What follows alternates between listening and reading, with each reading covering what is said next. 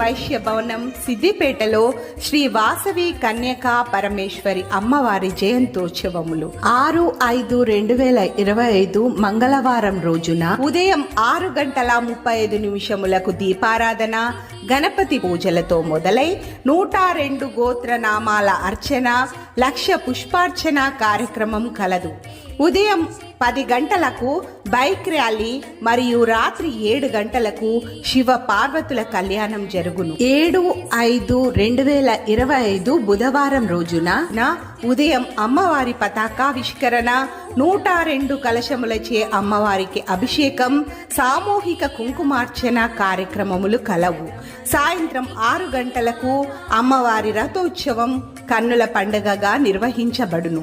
2 రోజుల పాటు ప్రతిరోజు మధ్యాహ్నం అన్నప్రసాద వితరణ మరియు ఉదయం సాయంత్రం అల్పాహారం ఏర్పాటు చేయడం జరిగింది.